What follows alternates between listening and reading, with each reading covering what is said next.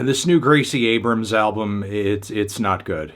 Yes, here we have the terrible new full-length album from singer-songwriter Gracie Abrams, Daughter from Hell, the follow-up to 2024's The Secret of Us. An album that when it dropped, at the time, I didn't enjoy it, I still don't enjoy it, and there were a lot of people, obviously, who were very negative toward the record as well, not only negative to the content of the music, but the fact that Gracie Abrams has been kind of labeled one of the biggest Nepo babies in the music industry, given, obviously, that her father, J.J. Abrams, is one of the biggest directors of the modern era. Though detouring even further here, this is not even my biggest bone to pick with Gracie and her music. Not only because there are plenty of really good quality Nepo babies in the music industry throughout its history, frankly. Lots of great musicians who have written fantastic songs kind of came into music with connections to the music world already, or entertainment broadly. If they make good music, they make good music.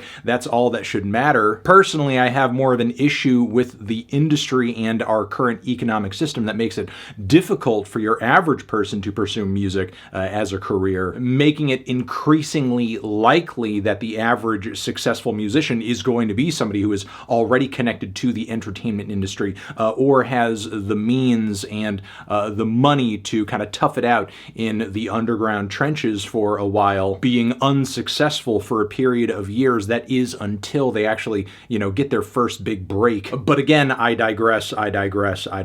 My biggest issue with Gracie and her music is that it's so boring, it's so uninspired, it's so derivative, it's so soulless, and also overinflated in terms of importance, given out of the gate she already had people like Aaron Dessner and Taylor Swift kind of giving her the stamp of approval, when there was really nothing about her lyricism, her songwriting, and her musicality that warranted that sort of endorsement so early on. However, Gracie came into the industry pretty young, and obviously she wants and desires so badly to be a successful professional songwriter. Anyone in her position understandably would, take on these collaborative opportunities, these endorsements if they were given. Long story short, I tried to shut out as much of all of this as I possibly could going into this new record, because Gracie wouldn't be the first artist to drop a debut album that was a little underwhelming or wore its influences on its sleeve. Lots of great, influential artists have done the exact same and then later went on to drop fantastic records that were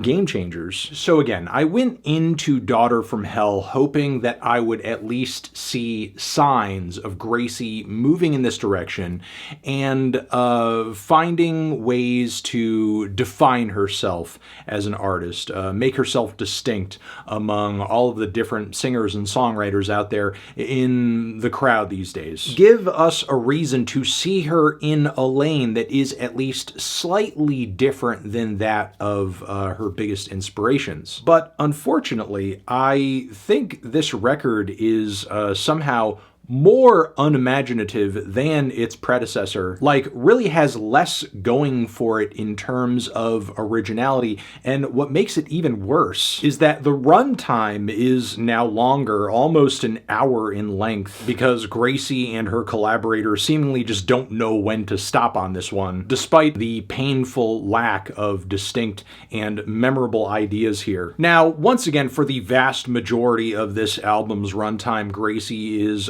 working with the one and only Aaron Dessner as a producer and a co-writer. And obviously, if you're unfamiliar, not only has Aaron made a name for himself as one part of the, indie veteran act, The National, but he's also produced numerous tracks with songwriters like Taylor Swift, one of Gracie's biggest musical influences. And I feel like on this record, the dynamic that her and Dessner have going, it's just working against her, because now Gracie is sounding more like Taylor than she ever has. And not even generally, it's as if Gracie is just a fan of a very compact era of Taylor's catalog. The influence only stretches from the Folklore Evermore era to some Tortured Poets and a little bit of Midnights. But it's not only just kind of copying Taylor Swift so blatantly and so unabashedly that makes this record feel so redundant and so boring and so basic, but also like every instrumental on this thing feels like a sad, mellow ringtone from the 2010s. It's agreeable, unseasoned, flavorless wallpaper in the worst possible way. Even the few spare moments on this thing where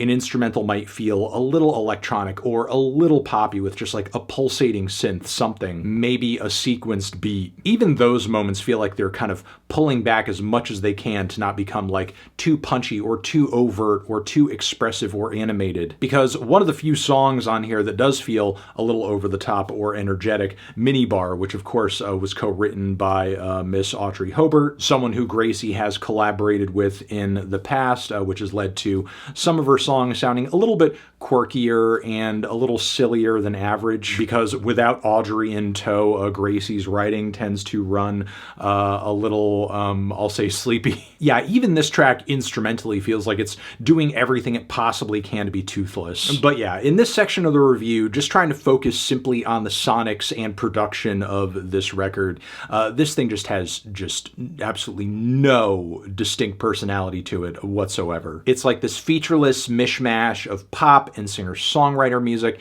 and folk too. Very acoustic, but simultaneously devoid of anything that might feel a little organic or rustic or textured. It's like a lack of a commitment to a style, a direction, a sound. The only bit Gracie is committing to on this project is blandness, and that's it. Then there's the songwriting itself, which structurally I will say is pretty basic, pretty boring. One of the only moments on this thing that took me at least a little bit by surprise or felt kind of meta or smart is on the song Humming, when Gracie sort of breaks into these humming passages as this self-referential way to kind of process these really upsetting personal moments. But outside of that, nearly every song on this thing features a very average and uninteresting basic progression. Occasionally you do get a very sort of like subtle and low-key ballad on here, which might feature a vaguely sad melody, but Gracie lacks the vocal range and conviction and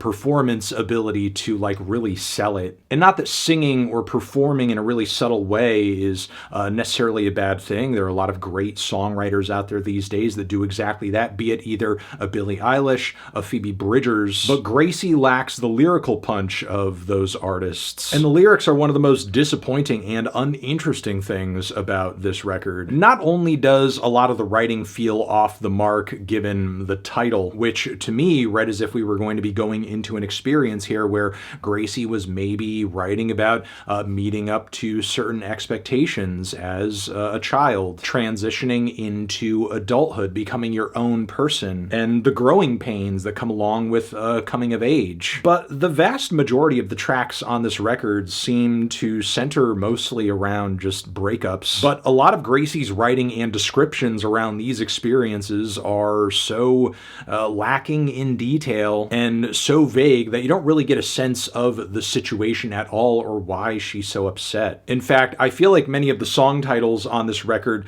read as very basic and very plain because Gracie is trying to put the listener in the space mentally they're supposed to be in, that the lyrics should be putting them in, but they're not because they're so boring, so we're going to tell the listener off the bat, broke my heart, sober, afflictions, men like you, daughter from hell. And not only does Gracie fail to give us a strong sense of like these relationship dynamics that are supposed to be so upsetting to kind of experience secondhand, but there are moments where the writing actually comes off as like genuinely pitiful or just lacking in self-awareness. Like on Look at My Life, where she makes reference to the big shots and the Barbies at this party, which like, girl, you're in that group. You're not like some outcast in the corner who nobody can make heads or tails of, like, you know, reading a book by yourself. Or another spare lyric where she makes reference to all the weed she's been smoking since age 17 catching up with her, as if she's been smoking pot for like the past 25 years or something, and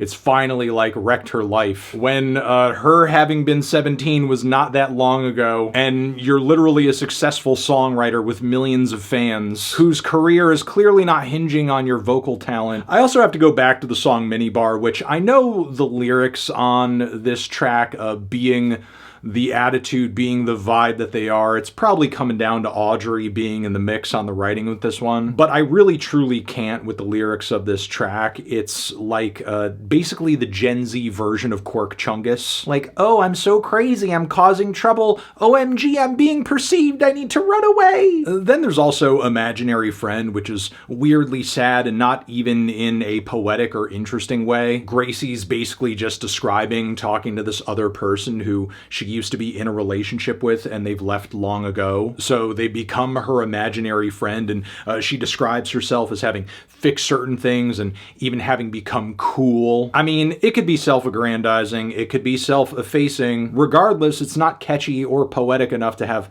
license for either. It's just bad wallowing, and that's that. And yeah, maybe that's the best way to kind of break this album down. It's just derivative, uninteresting, bland wallowing that sounds like Taylor Swift, Phoebe Bridgers, a little bit of Bon Iver, who you can really tell is like involved in the writing sessions on some of these tracks. But yeah, that's pretty much all of my thoughts on this just dreadful album that really serves no purpose and brings nothing to the current music landscape or pop meta. Literally everything Gracie does on this record, there is a better version of it out there somewhere that is very easy to find, which is why this Gracie Abrams album is not good.